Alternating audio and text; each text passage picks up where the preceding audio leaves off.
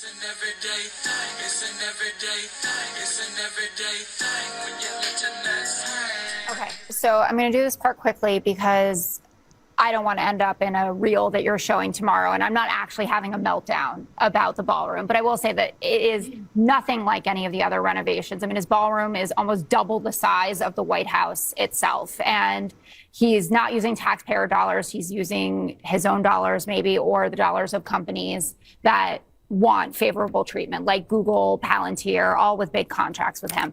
But Trump and Caroline Leavitt and the whole administration would rather that this is what we're focused on, and it's really getting away from the real stories of the moment. We are in the midst of a government shutdown. The Republican caucus from New Jersey wrote to Mike Johnson saying, you got to make a short-term deal. Our constituents cannot handle these ACA premium hikes. Our farmers are losing their businesses. No soybeans coming out of America. We bail out Argentina, and then Argentina gets the contract. That's what those texts, remember, with Scott Besson and Brooke Rollins. And just before we came on air, the National Cattlemen's Beef Association said cattlemen and women cannot stand behind President Trump while he undercuts the future of family farmers and ranchers by importing Argentinian beef. Those are the... I can't wait to get my hand on some of that Argentina horse beef. All I hear in their private therapy sessions gone public is total hatred toward President Trump and a complete ignoring of history where at least 13 presidents did the same thing, some of them with taxpayer dimes. Okay, so I'm going to do this part quickly because I don't want to end up in a reel that you're showing tomorrow, and I'm not actually having a meltdown about the... Barack Obama had a whole basketball court and physical fitness center built just for himself. And we know Donald Trump don't use it, but that's neither here nor there. Okay? Let's just get the ballroom. Donald Trump loves to dance. What's wrong with a man wanting to dance? I think it's very un-American of you guys just to not let this man have his ballroom and be so upset when Barack Obama had a fitness center. Because why? He wanted to be in shape for who? Michelle? Come on, guys. Let's be serious. We know Barack Obama was cheating on Michelle. I believe there's a lot of fake outrage right now because nearly every single president who has lived in this beautiful White House behind me has made modernizations and renovations of their own. So while the White House says the outrage is fake, the demolition, construction, upgrades, however you want to characterize it, they're very real. The question's also very real. Among them, who's paying for it? The president has said as recently as Tuesday that this $200 million project is fully paid for by private donors, including himself. Some of those names have been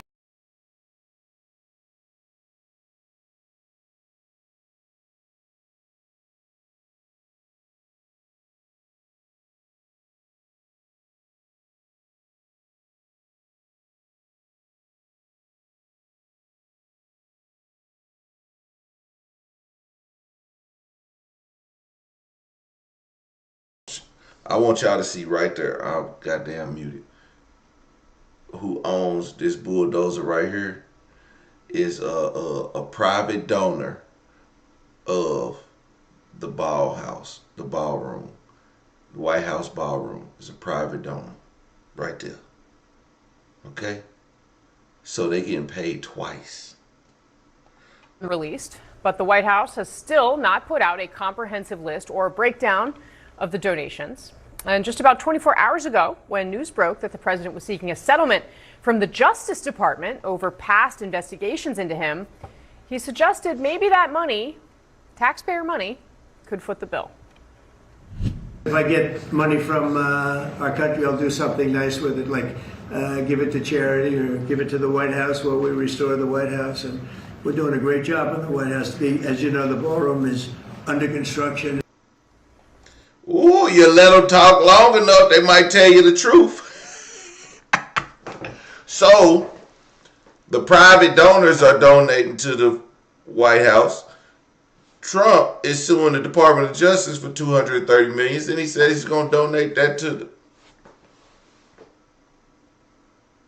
I don't know, dog. I don't know. I don't know. Sounds suspicious to me. So there's an element to this mansion makeover that we're seeing. Unity, Democrats mostly outraged, and Republicans, for the most part, taking a different approach. What about just uprooting this is an iconic building? Manu, I will just say this. I made this point yesterday, that I hear all of a sudden from my liberal friends that they're very concerned about our history. Really, these are the same people who tore down every statue they could get their hands on in the last 4 years. Christopher Columbus, Thomas Jefferson, Theodore Roosevelt. Christopher Columbus was a murderer and a rapist. In fact, we just watched a video like 2 days ago where they was like, Christopher Columbus didn't bring over black people. They were already here. The Portuguese and the other people, white people had nothing to do with that. It was the Portuguese and the Spaniards that brought over slaves.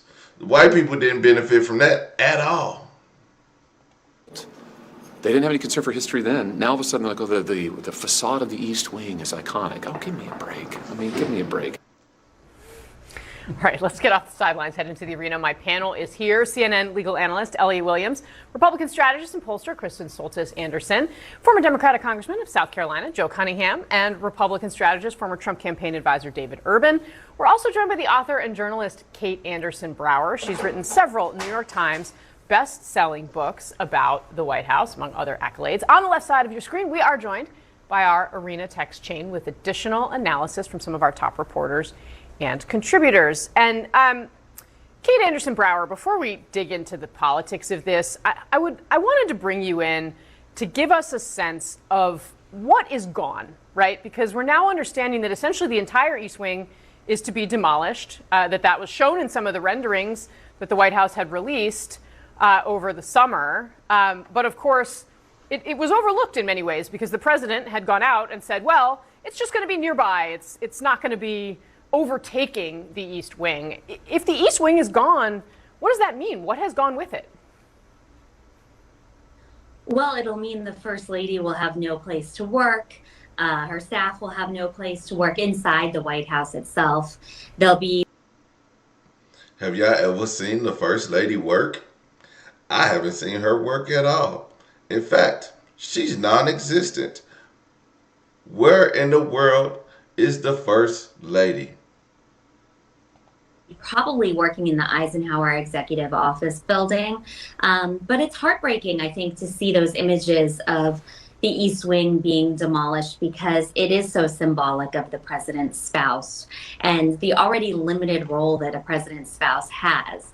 The White House is a presidential home. It's not a palace. And so I think people are up in arms because it's going to be very lopsided to have a 90,000 square foot addition on a 55,000 square foot house. So it's essentially twice the size, or almost twice the size, as what will exist there. That's remarkable. Can you walk us through, what history was in this part of the building? When people say that there should have been more input from historians or others, what's there that's now been destroyed? Well, it's been where the First Lady has worked since 1977. It's where Rosalind Carter started going to the East Wing every day. Before then, even Eleanor Roosevelt worked from the residence. But, when Michelle Obama was First Lady, there was a staff of upwards of 20 people there.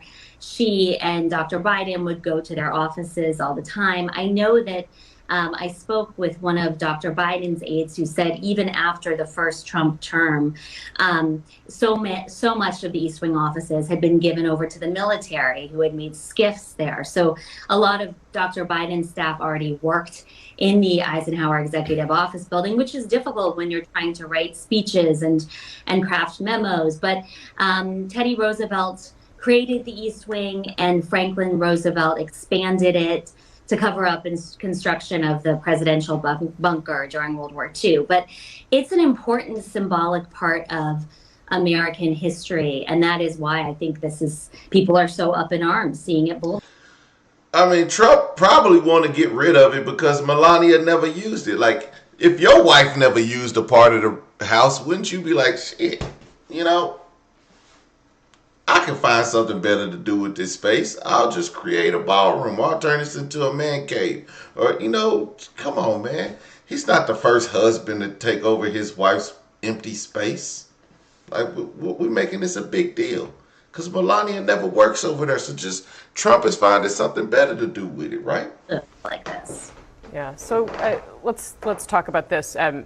David Urban, it does seem that while obviously not up in arms, but Caroline Leavitt is out there, saying this outrage is fake. David, they do seem to also be trying to suppress photos of it, right? Which seems to suggest that they might know that this doesn't look great. Mm-hmm. Yeah, I mean, I just make a historical note. I think Dr. Jill Biden worked out of the Oval Office. But sorry. Okay. Listen, I think I'm not privy to what is what they're tearing down or what the remnants of the White House look like on that side. But I had heard people talk about they don't want to have pictures out to maybe compromise what the windows look like, some of the security apparatus that's in place at the White House that keeps the president and his family and others at work there safe. So I can't believe that. They don't. No one's taking pictures of a lot of stuff, especially in and around the White House and the inner machinations of If you go up to the windows in the Oval or some of these places, they're really thick, and I'm sure they would take umbrage if you started snapping candids of a lot of that stuff when you're in there to begin with, let alone from across the street where you're really getting, our adversaries. I mean, in fairness, right now, what they're taking pictures of is not going to be there, in however many months. No, it's right? nothing. And I think, this visual is not great, but I'd say let's wait for a few 18 months, 24 months. The new reimagined East Wing may be much better. There may be bigger offices. There may be skiffs. I don't think it's going to be simply a 90,000 square foot ballroom. You're going to walk in. Really? Because the president says it's going to be a 90,000. It's going to be just a giant ballroom. It's going to be like a gymnasium. I think there'll be offices. There'll be places to work. There'll be perhaps increased space for other people. Yeah, a lot of work will be done in that ballroom, of course. The air conditioner bill will be high as hell. I would say everybody needs to exhale. Let's just wait and see. Congressman? Mm-hmm. Yeah, well, except you.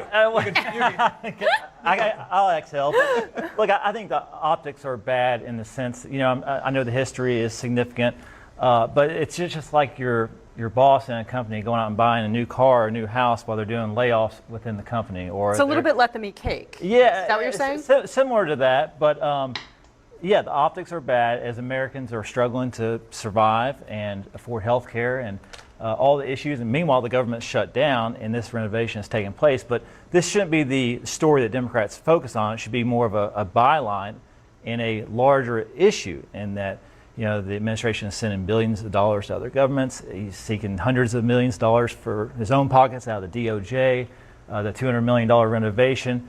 All the while Americans are suffering. But be fair, just to put a big note on this. $200 million is donated to the National Park Service, right? It's not going to Donald Trump. It's going to the Park Service, which is then using the money to do this construction. So it's not like Donald Trump sit with a checkbook or anybody in the Trump campaign has a checkbook. It's the people who build monuments, who build these buildings on the mall, are writing the checks and funding this. And should be some transparency, though. Kate looks like she wants to jump in. Kate, did you have something on that? Well, I think that ethically it's a little bit of a murky territory, because they know when they're giving lots and lots of money, these giant corporations, and we know some of the names already, it's got to be to curry favor with the administration. Or maybe they just love our country.